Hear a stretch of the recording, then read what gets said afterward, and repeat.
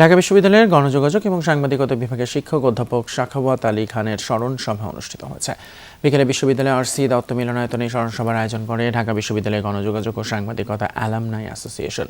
স্মরণ সভায় শিক্ষক, সাবেক শিক্ষার্থীরা বলেন, আলোয় ভরা নক্ষত্র ছিলেন অধ্যাপক সাখাওয়াত আলী খান। সাংবাদিকতা বিভাগের শিক্ষার্থীদের সহজ কথাকে সহজভাবে বলতে পারার দীক্ষা দিয়ে গেছেন তিনি। চলতি বছরের 8ই মার্চ মৃত্যুবরণ করেন অধ্যাপক সাখাওয়াত হোসেন। তার নামে গণযোগাযোগ ও সাংবাদিকতা বিভাগে বৃত্তি চালুর দাবি জানিয়েছেন সাবেক শিক্ষার্থীরা। স্মরণসভায় উপস্থিত ছিলেন সাখাওয়াত আলী খানের সহধর্মিণী সহ পরিবারের সদস্যরা।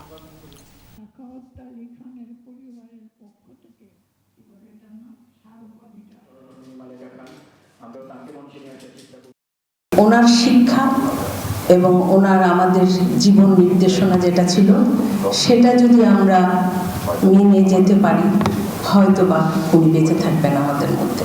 ওনার মধ্যে ছাত্র শিক্ষকের মধ্যে যে একটা ভীতি, এই ভীতি কখনো আমরা দেখিনি। আমরা ভেবেছিলাম এই পাথরটা হয়তো চিরকাল না থাকুক, শতবর্ষ থাকবে।